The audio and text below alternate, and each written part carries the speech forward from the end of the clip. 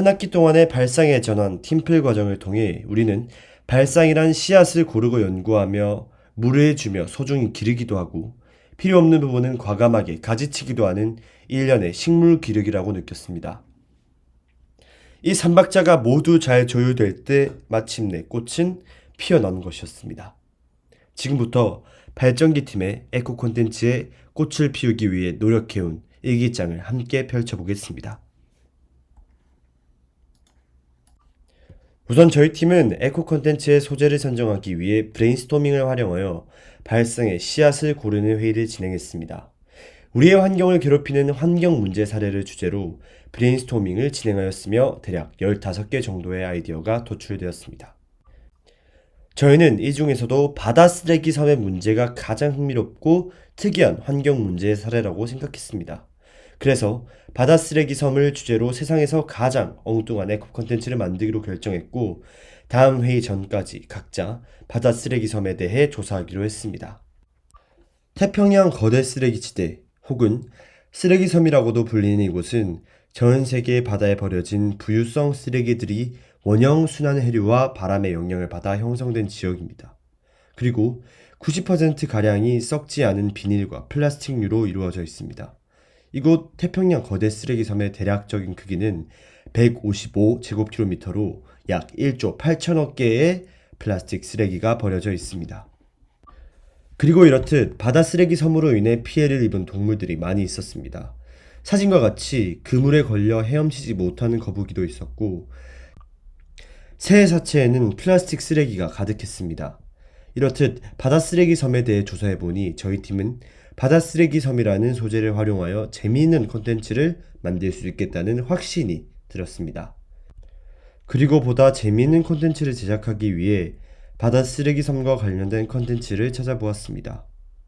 그러던 중 저희는 쓰레기 섬이 정식 국가로 인정된 적이 있다는 것을 알게 되었습니다. 즉 LAD 바이블이라는 미디어 채널에서 환경 캠페인의 일환으로 쓰레기 섬을 국가로 지정하는 프로젝트를 진행했던 것입니다. 쓰레기 섬이 국가로 지정되면 쓰레기 섬 주변 국가들이 쓰레기 섬 문제 해결을 위해 움직여야 할 의무가 생기기 때문입니다. 그리고 라드 바이블 회사에서 쓰레기 섬의 여권과 지폐를 만들어 이것을 홍보하기도 했습니다. 저의 콘텐츠는 이러한 캠페인에 큰 영향을 받았습니다. 그 결과 저희 팀은 쓰레기 국가의 관광 상품과 홍보물을 만들어 전 세계인에게 쓰레기 섬을 알릴 수 있는 콘텐츠를 제작하기로 하였습니다. 이후 저희는 OW1H를 활용하여 저희 콘텐츠를 구상해 보았습니다. 회의 결과 저희는 배를 활용한 테마파크를 만들기로 결정했습니다. 테마파크에 참여한 사람들은 배가 쓰레기 섬 주위를 도는 동안 다양한 콘텐츠를 즐길 수 있습니다. 그리고 참여한 모든 사람은 환경회의에 참가자가 됩니다. 이 환경회의를 통해 세계 환경 문제에 대해 토론하고 해결책을 모색하는 것을 저희 콘텐츠의 궁극적인 목적으로 삼았습니다. 그리고 저희는 지금까지의 내용을 바탕으로 1차 멘토링을 받았습니다. 이때 교수님께서 저에게 지적한 점은 너무 정답을 내기 위해서 노력한 것 같다였습니다. 그래서 저희의 발전 과정을 되돌아보니 쓰레기 섬이 국가로 인정된 적이 있다라는 소재에만 너무 집착하고 있었습니다. 그 결과 정작 중요한 쓰레기 섬의 형성 원인, 쓰레기 섬 관련 문제 등 중요한 다른 요소들을 놓치고 있었습니다. 그래서 저희 팀은 정답에 집중한 발상보다는 다양한 관점을 통해 재미있는 컨텐츠 발상을 위해 노력했습니다. 먼저 저희 팀은 초심으로 돌아가 다음 회의에서는 바다 쓰레기 섬과 관련된 자료 조사를 구체적으로 다시 해보기로 결정했습니다. 바다 쓰레기 섬에 대해 추가적으로 조사한 결과 저희가 가장 놀랐던 점은 아직까지 발견되지 않은 미세 플라스틱이 매우 많다는 것이었습니다. 그리고 이러한 미세 플라스틱은 생태계에 악영향을 끼칠 수도 있었습니다. 플라스틱 제품에 코팅된 화학 첨가물이 물에 녹아서 나오는 것도 생태계에 큰 악영향을 미치고 있었습니다. 그리고 이러한 미세 플라스틱들이 작은 미생물에 붙어서 전 세계로 이동한다면 전 세계 생태계가 파괴될 수도 있었습니다. 무엇보다 저희 팀이 충격받은 사실은 바다에 버려진 미세 플라스틱이 인간에게도 악영향을 끼칠 수 있다는 것이었습니다.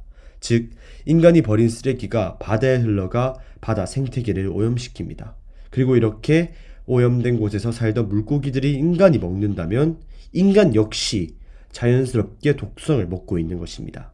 또한 미세 플라스틱의 독성이 해류를 타고 전 세계로 흘러가 인간의 식수까지 오염시킬 수 있었습니다. 우선 위의 플라스틱 위험성의 사실을 이해하고 나니 인간 참 나쁘다는 생각이 문득 들었습니다. 인간 때문에 아무 잘못도 없는 동식물들이 고통받고 있다는 것입니다. 그리고 이때 저희는 처음으로 동물의 관점에서 쓰레기의 섬은 어떻게 보일까? 라는 의문이 들었습니다. 생각해보니 지금까지 저희는 쓰레기 섬을 단순히 인간의 초점에서만 바라보고 있었습니다. 따라서 저희는 초점을 조금 바꾸어서 동물의 시각에서 쓰레기 섬을 바라보기로 결정했습니다. 그래서 동물의 관점에서 바라본 쓰레기 섬을 주제로 회의를 진행했습니다. 동물의 관점에서 쓰레기 섬을 바라보니 누군가 나의 삶의 터전을 망쳐 놓았지만 범인은 잡을 수가 없어서 평생 억울하게 살아야 하는 상황. 누군가 나의 밥에 쓰레기를 버리고 도망간 상황. 대체 왜 나의 삶을 망치는지에 대한 근본적인 의문 등의 생각이 떠올랐습니다. 이 과정에서 저희가 공통적으로 생각한 것은 누군가 나의 삶의 터전을 망쳐 놓았지만 범인을 잡을 수가 없어서 평생 억울하게 살아야 하는 상황이었습니다. 그래서 저희 팀은 이를 바탕으로 저희 테마파크에 체험 요소를 활용하기로 했습니다. 이후 추가적인 컨텐츠 회의 결과 나온 결론은 다음과 같습니다. 저희는 지금까지의 발전 과정을 거치고 두 번째 멘토링을 받았습니다. 이때 교수님께서는 저희에게 너무 산만하지는 않나? 굳이 테마파크를 만들어야 한다는 설득력이 부족하다 등의 피드백을 남겨주셨습니다. 그래서 저희는 발상 과정에서 우선순위를 정하는 회의를 먼저 진행하고 구체적인 컨텐츠를 다시 구상하는 회의를 진행하기로 했습니다. 우선 지금까지의 저희의 소재를 세 가지로 분류해 보았습니다. 저희는 지금까지 쓰레기섬 그 자체에 대한 컨텐츠에만 집중하고 있었습니다. 그래서 저희 팀은 다른 소재에도 관심을 가져보기로 했습니다. 이때 저희의 눈에 띈 소재는 다양한 관점에서 바라본 쓰레기섬이었습니다.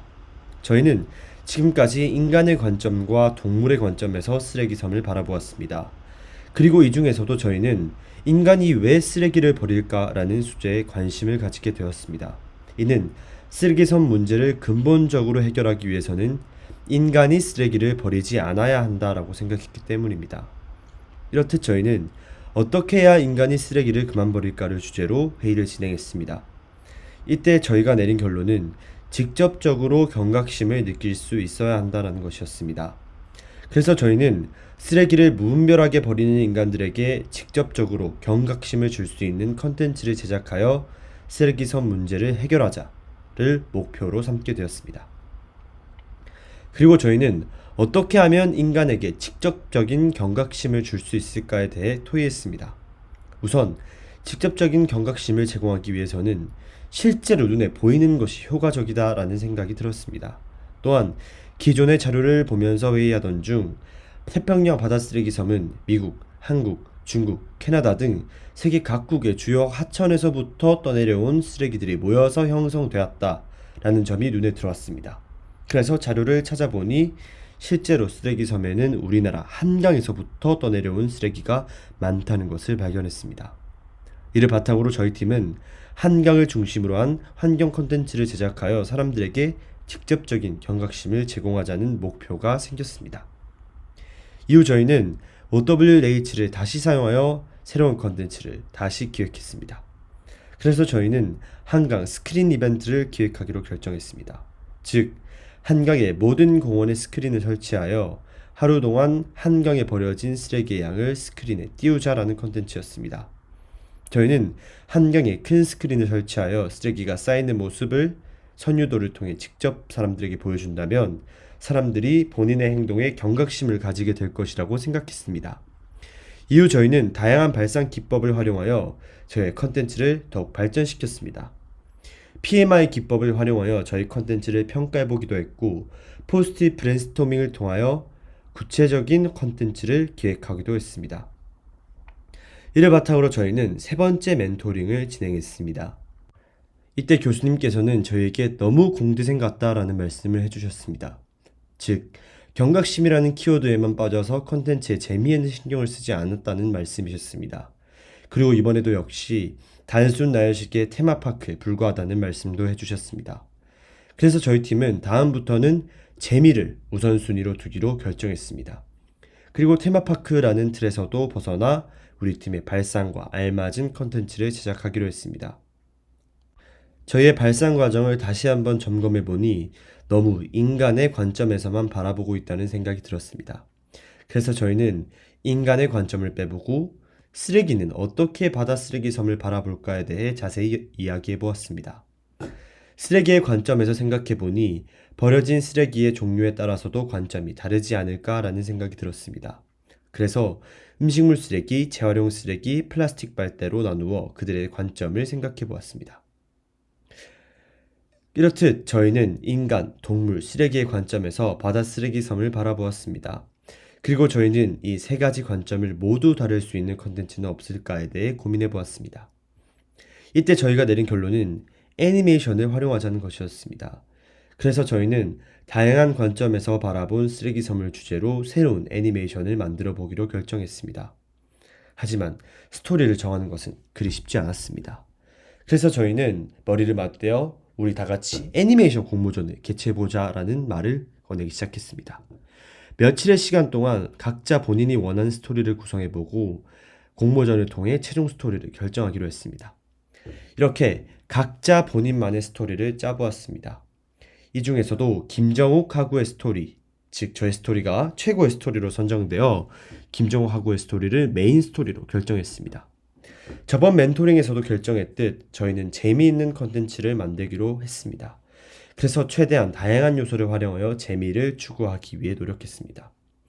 우선 동물이 인간을 뒷담화 하는 소재를 생각해 보았습니다. 이는 인간 때문에 보금자리와 먹이가 빼앗긴 동물들이 인간에게 복수를 한다는 내용이며 저희의 스토리에서 쓰레기를 도와 진범을 밝히는 것으로 활용하기로 결정했습니다. 그리고 쓰레기가 인간을 뒷담화하는 소재도 생각해 보았습니다. 이는 자신의 잘못이 없음에도 불구하고 억울하게 수감된 쓰레기가 인간이라는 진범을 찾아 본인의 억울함을 해소한다는 것으로 활용하기로 했습니다. 세 번째는 관점에서 바라본 쓰레기 섬입니다. 이는 인간이 무심코 쓰레기를 버리는 행동에 대해 심각성을 느끼지 못한다는 점에서 출발한 내용입니다. 따라서 본인의 잘못을 인정하지 않는 인간, 심각성 자체를 느끼지 못한 인간 등으로 활용해 보기로 하였습니다. 네 번째는 법정 갈등입니다. 이는 저희 컨텐츠의 핵심 소재라고 할 수 있겠습니다. 즉, 법정에서 펼치는 쓰레기와 인간의 치열한 공방전이 저희 컨텐츠의 핵심 요소입니다. 그리고 저희는 이러한 법정 갈등에서 다양한 환경 문제를 제시하기로 했습니다. 쓰레기 문제에 대한 인식이 부족한 현실, 다양한 관점에서 바라본 쓰레기섬, 남에게 책임을 돌리는 것 등 환경 문제와 관련된 다양한 소재를 활용하여 우리의 주제의식을 강조하고자 했습니다. 마지막은 핵심인 인터랙티브 애니메이션입니다. 이 인터랙티브 애니메이션은 저희가 가장 신경 쓴 소재입니다. 처음에 단순히 진행된 애니메이션을 만들다 보니 너무 진부한 컨텐츠는 아닌가라는 생각이 들었습니다. 그래서 저희가 선택한 요소가 인터랙티브입니다. 즉, 관객의 선택에 따라 달라지는 방식으로 스토리가 진행할 것입니다. 특히 저희는 양측 변호사들의 치열한 공방전을 인터랙티브 컨텐츠로 만들기로 했습니다. 이 과정에서 인터랙티브 요소를 활용하여 관객의 몰입감과 재미를 모두 잡을 수 있다고 생각했습니다. 지금부터는 저희가 열심히 씨앗을 고르고 물 주었던 그때 피어낸 꽃을 발표하는 시간을 가지도록 하겠습니다.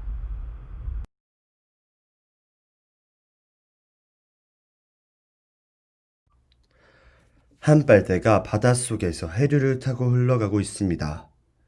빨대는 어쩌다 바다로 들어와 해류를 타고 힘없이 흘러가게 됐는지 잘 기억이 나질 않습니다. 태평양 한가운데에는 전 세계에서 버려진 쓰레기들이 해류를 타고 모이고 있습니다. 쓰레기 섬을 이루는 것이죠. 빨대도 흘러 쓰레기 섬에 도착하는 그때 어디서 나타난 거북이에게 빨려 거북이 코 속에 박히게 됩니다. 거북이는 큰 부상을 입고 며칠 뒤 빨대를 고소하는데요. 관람객은 직접 빨대의 변호인이 될지 거북이의 변호인이 될지 골라서 변호할 수 있습니다. 빨대는 해류를 타고 흘러갔을 뿐 전혀 고의가 아니었기 때문에 억울함을 호소했습니다. 고의성이 없다는 것을 주장하기 위해 쓰레기섬 주변의 해류의 흐름을 근거로 삼았죠. 그리고 쓰레기섬에 대한 관심이 부족한 탓에 쓰레기섬 주변에서 일어난 사건에 대한 판례도 적고 관련 법안이 적기 때문에 실질적인 처리도 어렵다고 주장합니다. 반면에 바다 거북이의 변호인은 어쨌든 해류에 몸을 맡기기로 선택한 것 또한 빨대일 것이므로 빨대에게도 분명 책임이 있다고 주장합니다. 평소 쓰레기섬 주위에 서식하는 바다 거북이 같은 동물과 식물들에게 쓰레기섬으로 몰려드는 쓰레기는 골칫덩어리였습니다. 그래서 바다 거북이는 빨대 행동이 안 이꾸어 보일 수밖에 없던 것이죠. 그렇게 양측 간의 주장이 오가고 나니 객관적으로 판단하기에도 빨대는 정말 억울해 보였습니다. 배심원은 억울한 빨대 편을 들어줄 줄 알았지만 막판에 배심원단에서 선동한 어떤 녀석 때문에 빨대는 불리해집니다. 그렇게 배심원 투표 결과 빨대는 유죄로 판결되어 쓰레기 형무소에 갇힙니다. 쓰레기 형무소에서 또 다른 쓰레기 친구들을 만난 빨대. 갯벌에서 생물들에게 사기를 치고 맛소금에 중독되게 만든 맛소금 봉지. 고양이에게 상한 음식을 먹여 배탈이 나게 한 오래된 참치캔. 몸 안에 화학물질로 토양을 오염시킨 찢어진 배터리. 이들 모두가 고의로 한 일도 아닌데 억울하게 잡혀왔다는 이야기를 듣고 빨대는 분명 배심원 중에 선동한 그 녀석이 뭔가 일을 꾸미고 있음을 직감합니다. 한편 또 다른 사건이 심판대에 오르는데요. 이번에는 공장지대 근처의 하천과 토양이 오염물질을 고소했습니다. 오염물질이 하천과 토양에 스며들어 생물들이 살 수 없는 땅으로 만들었기 때문인데요. 이번에도 관람객은 둘 중 한쪽의 변호인을 맡아서 변호할 수 있습니다. 오염물질도 앞선 공판의 빨대처럼 공장에서 흘러나와 보니 하천과 토양에 들어왔던 터라 고의성이 없다고 주장했습니다. 공장에서 나온 출구가 그런 곳일 줄 몰랐던 것이죠. 그리고 꼭 자신만이 아니라 공장 주변에서 생기는 다른 쓰레기들도 토양과 하천을 오염시키는 일에 한 몫을 했을 것이라 주장합니다. 반면 토양과 하천 측 변호인은 오염물질로 인하여 공장 주변의 토양과 하천이 생물이 도저히 살 수 없는 곳으로 변해버렸음을 근거로 들어 오염물질의 유죄를 주장합니다. 타당한 인과법칙을 바탕으로 주장하는 것이죠. 오염물질은 자신을 폐기하지 않고 그냥 방류시킨 공장 측에 책임이 있다고 하여 증거물을 준비했지만 재판에 들어서고 보니 증거물이 사라져 있습니다. 토양과 하천 측 변호인은 명확한 증거가 없으면 그 주장을 받아들일 수 없다고 반박합니다. 그래서 오염물질도 결국 재판에서 치고 맙니다. 빨대는 형무소 안에서 신문을 읽다 이 공판에 대한 기사를 읽었는데요. 기사 사진 속에는 자신의 재판 때 배심원석에서 선동하던 그 녀석이 아주 작게 찍혀있는 것을 발견합니다. 빨대는 이제 그 녀석이 진짜 범인임을 확신하게 되죠. 오염물질이 쓰레기 형무소로 들어와 빨대 친구들을 만납니다. 오염물질이 쓰레기 형무소로 들어와 빨대와 친구들을 만납니다. 오염물질은 자신이 공장에서 만들어졌다고 빨대와 친구들에게 말해줍니다. 그런데 어째서인지 빨대와 친구들은 공장이 무엇인지 모릅니다. 오염물질은 공장이 인간에게 필요한 물건을 만드는 곳이라 설명합니다. 오염물질에게 인간에 대한 이야기를 듣자 쓰레기 친구들은 갑자기 인간에 대한 기억이 서서히 떠오릅니다. 먼저 빨대는 바닷가에서 어떤 아이가 콜라를 마시는 데 사용되었으나 아이가 방심한 사이 콜라병과 자신을 바다로 떨어뜨려 그대로 흘러서 쓰레기섬에 도착했던 것입니다. 다음 맛소금 봉지는 갯벌에 놀러온 커플이 갯벌 생물을 잡기 위해 자신을 사용한 기억이 떠올랐습니다. 갯벌의 키조개, 돌개와 같은 생물은 맛소금의 염분을 느끼고 물이 들어온 것으로 착각하여 땅 위로 올라오자 그 커플들에게 잡혀갔습니다. 그리고 그 죄를 맛소금 봉지가 다 뒤집어 쓴 것이죠. 오래된 참치캔은 어떤 여자가 마트 내에서 인간의 눈에 들지 못해 오랫동안 팔리지 않던 자신을 사갔던 기억을 떠올립니다. 자신이 유통기한이 지났음을 모르는 여자는 길고양이 앞에 자신을 내려놓았고 길고양이는 그런 참치캔에 참치를 먹어서 배탈이 난 것이었죠. 다음으로 찢어진 배터리는 카메라를 든 남자가 자신을 카메라에 끼웠던 기억을 떠올립니다. 배터리와 카메라는 사이좋게 지냈지만 그 남자는 물건을 막 버리고 함부로 대하는 나쁜 사람이었습니다. 그는 여행 중에 멋진 꽃밭을 찍으려고 카메라를 켰으나 카메라가 작동되지 않자 그것에 화가 났던 것이죠. 그래서 카메라에 끼워져 있던 배터리를 빼서 화풀이로 마구 짓밟고 꽃밭에 던져버렸습니다. 짓밟혀서 찢어진 배터리 속에서 화학물질이 흘러나와 꽃밭의 토양을 오염시켜버린 바람에 찢어진 배터리가 잡혀왔던 것이었습니다. 오염물질은 이 모든 사건의 진범이자 쓰레기들에게 누명을 씌운 배우에는 인간이 있음을 알려줍니다. 오염물질의 증거물을 없앤 것도, 빨대의 공판에서 배심원들을 선동한 것도, 모두에게 누명을 씌운 것도 모두 인간이었던 것이다. 쓰레기들은 모두 인간의 필요한 물건이었는데 물건들은 인간들에게 버려지는 그 순간 물건으로서의 존재 가치를 잃고 쓰레기로 전락한 것에 충격을 받아 기억을 잃었던 것입니다. 오염물질은 반면에 버려진 존재가 아닌 물건이 만들어지고 나서 생기는 찌꺼기에 가깝기 때문에 따로 기억을 잃지 않았습니다. 그래서 쓰레기 친구들만이 진범이 인간임을 몰라봤던 것이죠. 빨대와 쓰레기 친구들은 모든 전말을 알게 되자 인간에게 복수심이 피어오릅니다. 인간은 환경을 파괴한 죄를 모른 척하고 책임을 회피하기 위해 쓰레기들에게 누명을 씌웠던 것입니다. 빨대와 쓰레기 친구들은 인간이 진범임을 증명하고 누명을 벗기 위해 재심을 신청합니다. 재심을 위한 증거물을 다시 확보하기 위해 빨대와 쓰레기 친구들은 찢어진 배터리의 친구였던 그 카메라에게 도움을 청하기로 결심합니다. 그 카메라의 주인은 쓰레기를 막 버리고 물건을 소중히 하지 않고 환경을 곧잘 파괴시키던 사람이었으니 증거물은 쉽게 확보되었습니다. 그리고 증거물이 오염물질의 공판대처럼 인간의 손에 사라질 수 있으니 직접 법원에 보호 요청을 해서 누구도 손을 댈 수 없게 만들었습니다. 3개월 뒤 이번엔 인간이 정의의 심판대에 오릅니다. 이번엔 관람객이 어느 한쪽의 입장에서 변화할 수 없습니다. 쓰레기와 인간의 공판을 그대로 지켜보시죠. 쓰레기 측 변호인은 동식물과 토양, 하천, 공기 등 모두가 인간이 한 짓에 대한 피해자임을 주장합니다.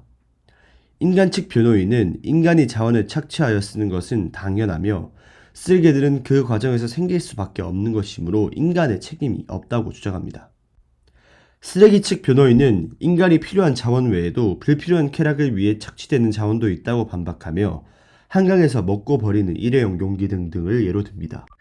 인간 측 변호인은 인간은 악의를 가지고 쓰레기를 버리지 않으며 버려지는 쓰레기는 단순히 인간이 쓰레기가 환경에 미치는 영향을 잘 모르기 때문에 버려진 것이라 주장합니다. 여기서 쓰레기 측에서 제출한 증거물이 큰 역할을 합니다. 증거물 사진에는 찢어진 배터리를 짓밟았던 그 인간이 쓰레기를 쓰레기통이 옆에 있음에도 일부러 화단에 버리고 쓰레기가 바로 앞에 있음에도 줍지 않고 쓰레기를 아무렇게 버리는 모습이 찍혀 있었습니다. 이것으로 인간이 정말 쓰레기를 버리는 것에 악의가 없는지에 대한 반박이 가능해졌습니다. 누구도 악의 없이 저러진 않을 테니 말이죠. 그 결과 인간이 진범이고 유죄임을 인정받습니다. 재판장은 지금까지 환경오염을 한 죄, 쓰레기들에게 누명을 씌운 죄, 여러 동식물들에게 피해를 입힌 죄를 합쳐 징역 10년에 환경사회봉사 3,000시간을 선고합니다. 하지만 현실적으로 인간 모두를 처벌하는 것은 불가능하니 죄의 처벌을 빨대에게 맡기죠. 빨대는 유죄인 인간을 그대로 처벌할 것인지 처벌하지 않을 것인지 둘 중 하나를 택하게 됩니다. 관람객은 여기서 빨대 입장이 되어 인간을 처벌할 것인지 말 것인지를 선택하게 됩니다. 처벌하는 것을 고르면 빨대는 인간을 용서하지 않고 그대로 형을 집행해달라 부탁합니다.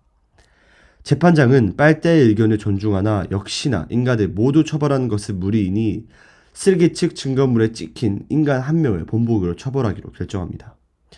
그러면 인간들은 환경에 관심을 가지고 환경을 소중히 하겠죠.